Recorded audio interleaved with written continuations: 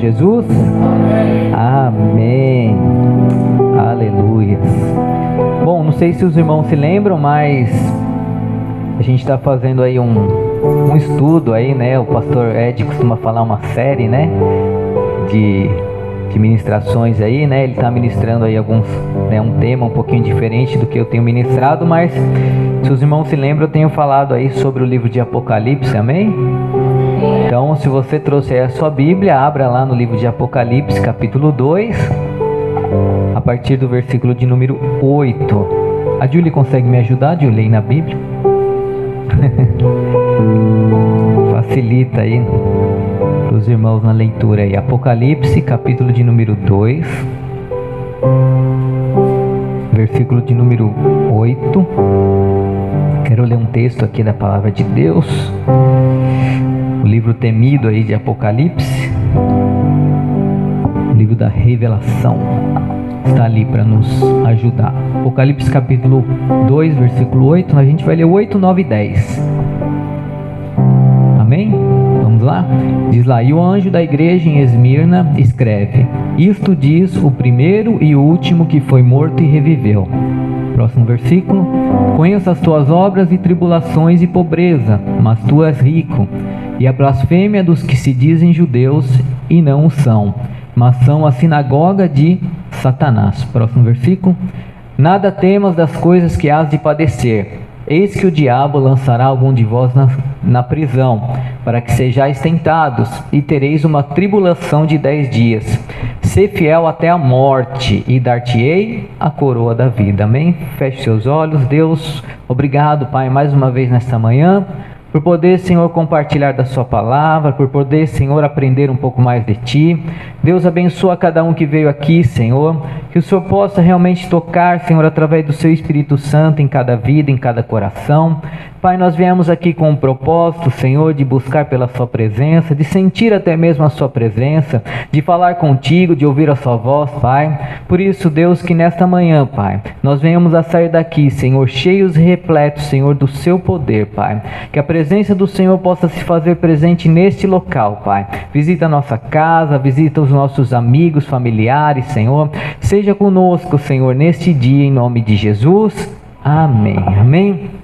Bom, a gente vai falar de mais uma igreja que é dita ali no livro de Apocalipse, como nós comentamos aí na última ministração, né? Falam-se de 7 igrejas ali no livro de Apocalipse, né? Uma visão que Deus deu aí ao apóstolo João, ali na ilha de Pátimos, e ele escreveu aí o livro de Apocalipse, e essa visão que a gente leu aqui, esse trecho que a gente leu aqui, foi uma visão, né, que Deus deu ao Apocalipse para que ele escrevesse, mas quem enxergou e quem viu essa visão, né, a perspectiva de visão, na verdade, foi o próprio Jesus. Ele mesmo enxergou algo diferente nessa igreja, que é a igreja de Esmirna. Fala assim comigo: Esmirna. Nome um pouquinho difícil, né? Mas Esmirna, na verdade, era uma cidade que existia ali naquela época, que se chamava Esmirna. E atualmente essa cidade ela existe também ali na Ásia Menor, mas não é Esmirna, não é chamado de Esmirna, é chamado de Turquia. Alguém conhece a Turquia? Todo mundo já ouviu falar sobre a Turquia, né? E a cidade de Esmirna é hoje a Turquia atualmente, tá?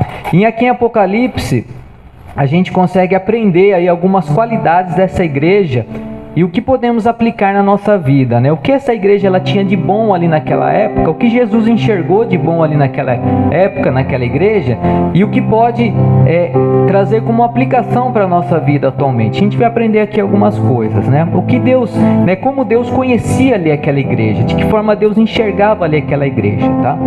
Então aqui no primeiro texto que nós lemos, aqui logo no comecinho, diz ali, né? Conheço as tuas obras e tribulações. Então isso é o que Jesus enxergava ali naquela igreja, né? Então Jesus enxergava ali que ele conhecia as obras, ou seja, era uma igreja que fazia boas obras, era reconhecida por isso, e por esse motivo era uma igreja que sofria algumas tribulações ali.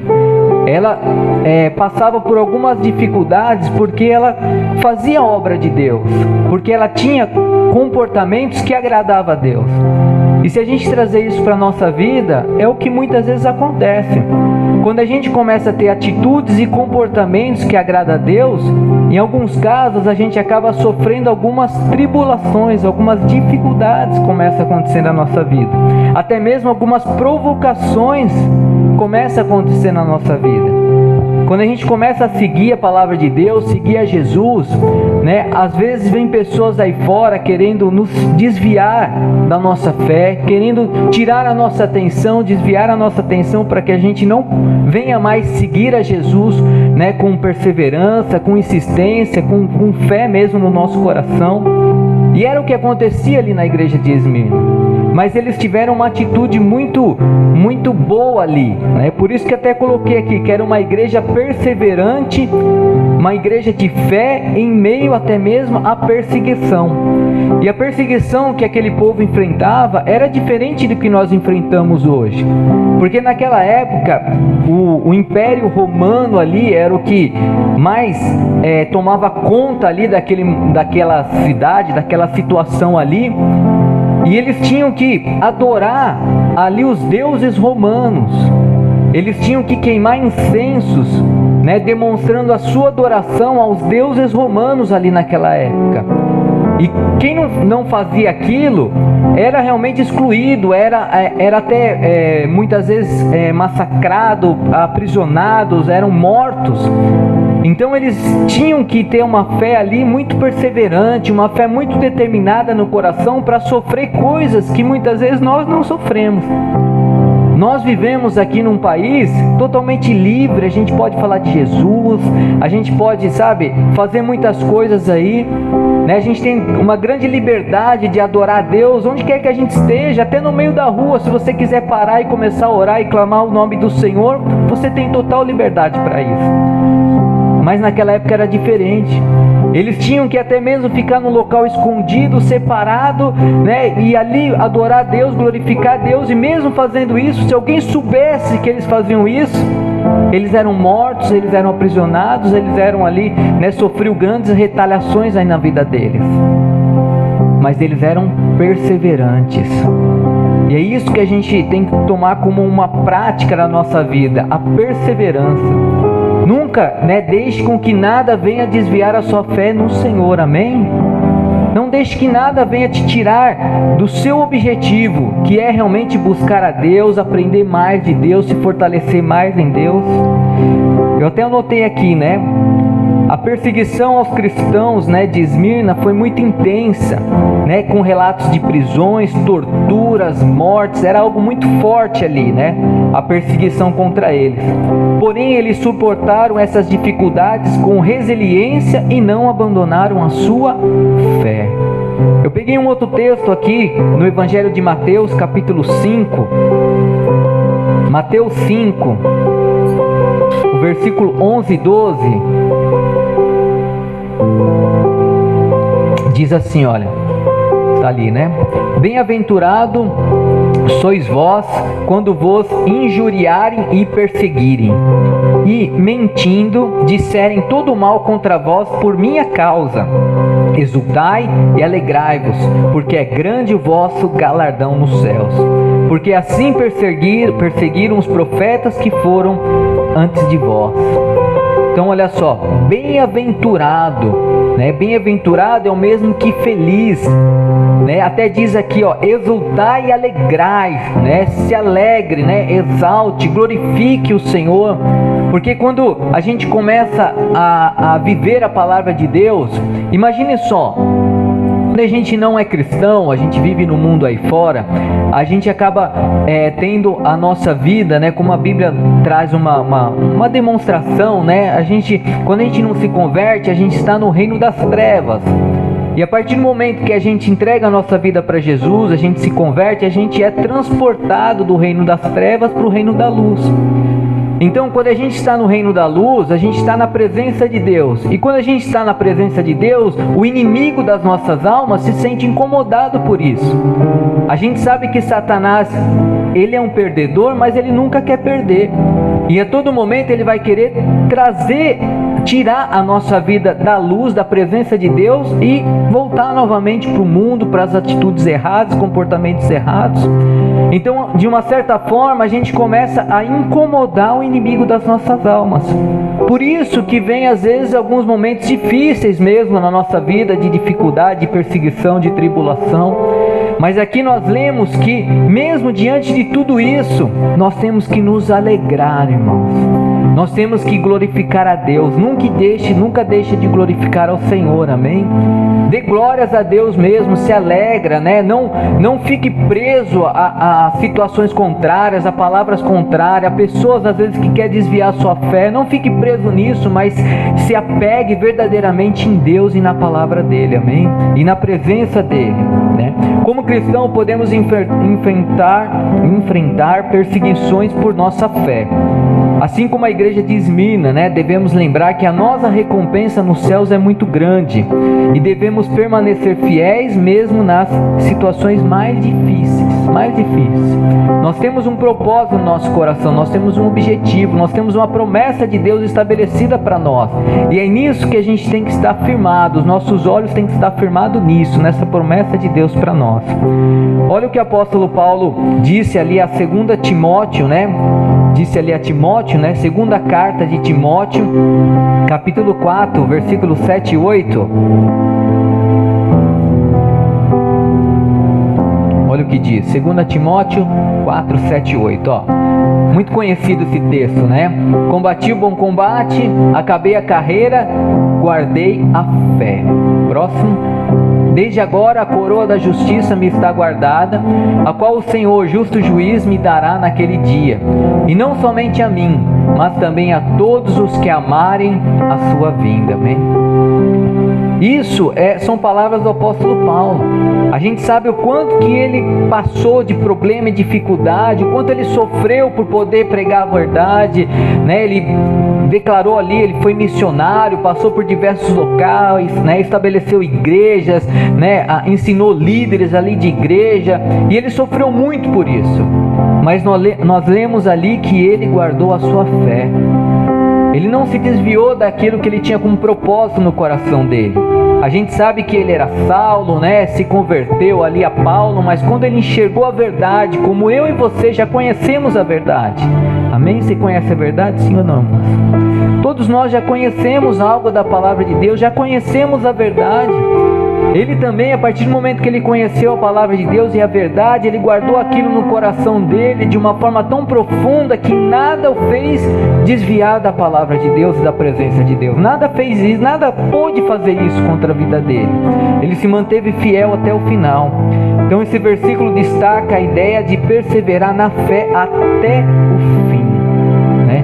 Fala aí para quem estiver ao seu lado, diga para ele assim: não desista. Não desista, né? Vá até o fim, amém? Segunda coisa que eu aprendo aqui também lá no texto inicial que nós lemos em Apocalipse, né? O capítulo 2, versículo 8, mais pro finalzinho, né? Diz ali, né? Conheça as suas obras de tribulação e pobreza, mas tu és rico.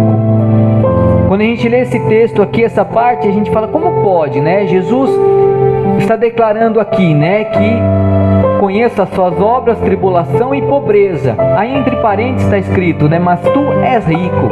Mas como assim? É pobre ou rico? Bem esquisito, né? Essa expressão. Mas se a gente começar a analisar um pouquinho mais, o que Jesus estava querendo mostrar é que financeiramente aquela igreja não tinha muitos recursos. Na verdade, era uma igreja que tinha uma grande pobreza, né? Extremamente pobre aquela igreja. Mas, ao mesmo tempo, eles eram ricos. Ricos em quê? Em Deus. Rico espiritualmente, na presença de Deus. Era uma igreja que buscava, era uma igreja que fazia boas obras, era uma igreja que orava, era uma igreja que ajudava, que apoiava, era uma igreja que evangelizava, era uma igreja realmente que agradava a Deus nesse sentido. Não tinha grandes recursos, mas tinha a presença de Deus sobre a vida deles, amém? Então, não importa a situação financeira que nós vivemos atualmente, Pode ser que a gente tenha pouco dinheiro, muito dinheiro, não tenha nada de dinheiro, não importa. O importante é a gente ter o nosso coração voltado ao Senhor, amém? O importante é a nossa vida estar firmada em Deus, estar na presença de Deus.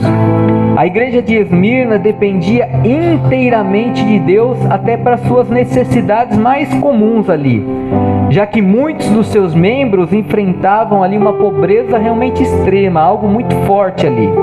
Eles acreditavam que a sua verdadeira riqueza estava no seu relacionamento com Deus. Amém? Isso que eles acreditavam, era isso que eles buscavam, né? Na salvação e na esperança que um dia eles viverão a eternidade com o Senhor. Quem tem essa esperança aí, amém? É uma promessa de Deus para nós, e essa promessa também foi declarada ali à igreja de Esmirna.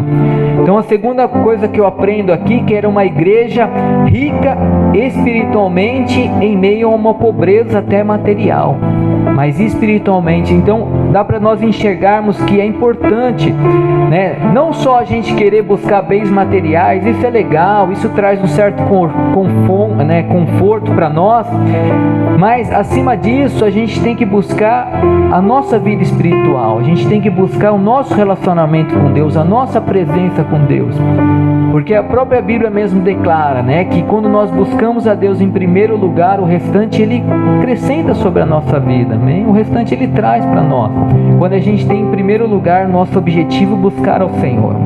A igreja de Esmirna era pobre materialmente, mas rica espiritualmente, amém? Eu peguei um outro texto aqui em 2 Coríntios, capítulo 8, versículo de número 9, também escrita aí pelo apóstolo Paulo, né? Ele escreveu a maior parte das epístolas ali, das cartas. 2 Coríntios 8, 9. Porque já sabeis a graça de nosso Senhor Jesus Cristo, que sendo rico, por amor de vós se fez pobre, para que pela sua pobreza enriqueceis. Então a verdadeira riqueza está realmente no nosso relacionamento com Cristo, como eu falei, né? E na riqueza espiritual que Ele mesmo entrega para nós, né? O Senhor, Ele quer ver a gente rico, mas espiritualmente na presença dEle. Um outro texto, né, também muito conhecido, que está lá em Mateus, capítulo 6, versículo 19. Mateus 6, 19, do 19, 20 e 21, né? Diz: não acumulem para vocês tesouros na terra, né, onde a traça e a ferrugem destroem, e onde os ladrões arrombam e furtam, mas acumulem para vocês tesouros nos céus, onde a traça e a ferrugem não destroem, e onde os ladrões não arrombam e nem furtam. Pois onde estiver o seu tesouro, aí também estará o seu coração, amém? Então, é prioridade, né, irmãos? É prioridade. O que a gente está priorizando na nossa vida, né? Está priorizando buscar simplesmente as coisas materiais, ou está priorizando buscar ao Senhor e a presença dEle, né? O momento da gente se autoanalisar aí, né? Então esse mesmo versículo ele nos ensina, né, o quanto é importante nós priorizarmos, né, tesouros espirituais, a presença de Deus, né, acima de bens até materiais, amém? Aqui no versículo em Apocalipse, capítulo 2, versículo 10, que nós lemos também, o finalzinho ali, diz algo bem interessante para nós, que Jesus enxergava naquela igreja lá e tem que enxergar também na minha vida e na sua vida, onde ele diz ali, né, ser fiel até a morte e dar-te-ei a coroa da vida. Repete assim comigo: coroa da vida. O que será a coroa da vida, irmão? Será que você consegue imaginar? Se você tivesse que ilustrar essa coroa da vida, de que forma você ilustraria isso? De que forma você visualizasse isso? A coroa da vida. Aqui Jesus está falando, né? Ser fiel até a morte e dar-te-ei a coroa da vida. Coroa da vida é uma recompensa, né? A gente pode imaginar dessa forma, né? Uma recompensa da salvação eterna, de uma vida no reino dos céus, né? Para aqueles que permanecem fiéis a Cristo até o final, amém? Até o fim. Então, como eu já falei, não é momento de desistirmos, de abandonarmos, de voltar atrás, de olhar o nosso passado, mas é momento da gente visualizar que existe a coroa da vida preparada para mim e para você, amém? Existe algo muito maior do que aquilo que nós vivemos hoje aqui na terra, irmão. A gente pode viver momentos muito difíceis, né? Com dificuldade, momentos de alegria também, é lógico. Mas a gente tem que enxergar além, a gente tem que enxergar que existe um futuro preparado para nós, muito melhor do que esse que nós vivemos. Mesmo que a gente possa estar vivendo muito bem, né, um momento de alegria, felicidade, tendo dinheiro no bolso, tudo bacana, tudo legal, Deus ainda tem algo melhor preparado para mim e para você, amém? A coroa da vida, algo maravilhoso. Isso tem que ser como se fosse um troféu que nós temos que alcançar. Tem que ser um propósito e um objetivo que a gente tem que alcançar. Quando a gente enxerga isso e coloca isso como propósito e objetivo, a gente vai lutando. Como a gente vê aí, de repente, os jogadores aí, o esporte em si, as pessoas treinam, as pessoas se preparam. Por quê? Porque elas têm um propósito, um objetivo de vencer um campeonato, de receber aquela medalha no final, de receber aquele troféu ali. Então elas enxergam que existe um propósito e um objetivo. E a gente, como cristão, é a mesma coisa. A coroa da vida para nós tem que ser ali um troféu que a gente está querendo buscar, e a gente tem que lutar, a gente tem que treinar, a gente tem que se dedicar, como fazem aí muitas vezes, o pessoal no esporte, aprender, tem que a todo tempo se preparar para aquilo. É isso que a gente deve fazer, amém? Então a coroa da vida, ela serve como um incentivo para nós, algo que nos incentiva, para nós perseverarmos ainda mais na nossa fé e não desistirmos, amém? Em João 10, 28 diz, João capítulo 10, versículo 28, Eu dou-lhes a vida eterna, e nunca hão de perecer, e ninguém as arrebatará da minha mão. Quem crê nessa promessa aqui, irmãos? Eu dou-lhes a vida eterna, amém? A vida eterna, quando a gente fala em eternidade, é muito mais do que, de repente, 80, 90, 100 anos que a gente possa viver aqui nessa terra. A eternidade é muito mais que isso, irmãos. E é isso que Deus tem preparado para nós, uma vida eterna na presença dEle, amém? A igreja de Esmirna recebeu a promessa da coroa da vida, e essa promessa é estendida a todos nós, todos que se permanecem fiéis a Cristo até o fim, amém? Apocalipse 3:11, uma outra promessa de Deus para nós aí, e eu creio nessa promessa e espero que você também creia nessa promessa. Apocalipse 3:11 que diz: Venho em breve, retenha o que você tem para que ninguém tome a sua coroa, ou nessa tradução aí, eis que venho sem demora, guarda o que tens para que ninguém tome a sua coroa, amém? Quem crê na vinda do Senhor aí? Amém? É Bíblia. Quando diz aqui em Apocalipse, por isso que é difícil a gente entender o livro de Apocalipse, e a gente muitas vezes teme o livro, porque a gente não sabe quando Jesus virá arrebatar e levar a sua igreja. A gente não sabe quando vai ser o arrebatamento, porque a Bíblia mesmo diz que nem Jesus sabe, só Deus sabe o dia que Ele virá arrebatar a sua igreja.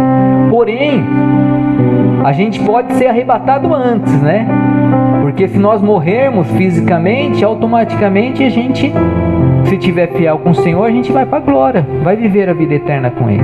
Porém, vai chegar um momento que haverá o arrebatamento, que sem viver ali, ou passar pela morte física, aqueles que estiverem fiéis ao Senhor serão arrebatados, sem morrer fisicamente, que vai ser até muito melhor, amém?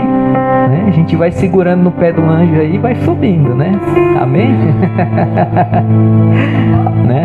Igual Jacó quase, Então é isso que Deus tem para nós. Então a gente crê nisso, porque a Bíblia diz, se Ele vem em breve, A Bíblia nos dá algumas formas de nós identificarmos se Ele está próximo ou não da sua vinda. E uma delas diz, faz uma comparação com dores de parto, Quem é a mulher aí que teve filho já? Amém? As mulheres tiveram filhos aí, né?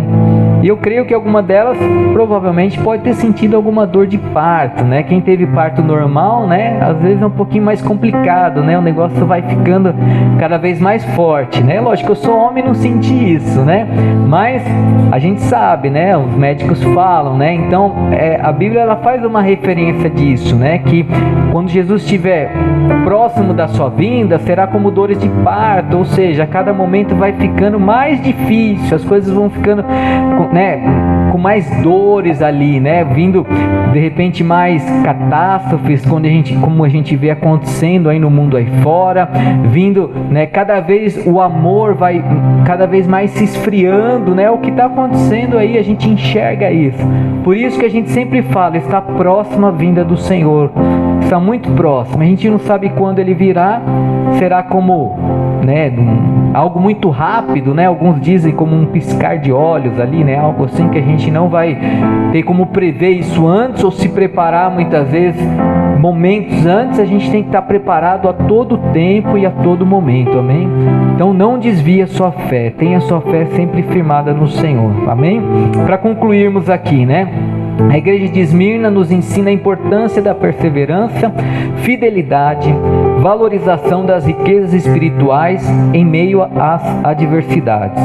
Assim como eles, enfrentamos provações, né, com coragem, sabendo que a nossa recompensa está garantida por Cristo, que nos concede a vida eterna. Amém? Que essa mensagem nos inspire a permanecer firmes na nossa fé, não importando as circunstâncias que a gente possa estar vivendo, mas que a gente confie na promessa eterna que Ele oferece para nós. Amém? Então é nessa determinação e nessa confiança que a gente deve viver, amém? Que é o que Jesus enxergava na igreja de Esmirna, e eu creio que é o que Ele também deseja enxergar na nossa vida, amém? Não somos perfeitos, como eu já falei muitas vezes aqui, mas que a cada dia a gente busque ser melhor do que nós somos hoje, amém?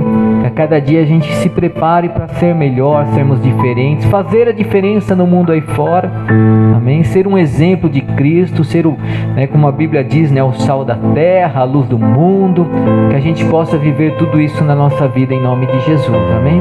Se coloque de pé neste momento. Quero fazer mais uma oração junto com a igreja.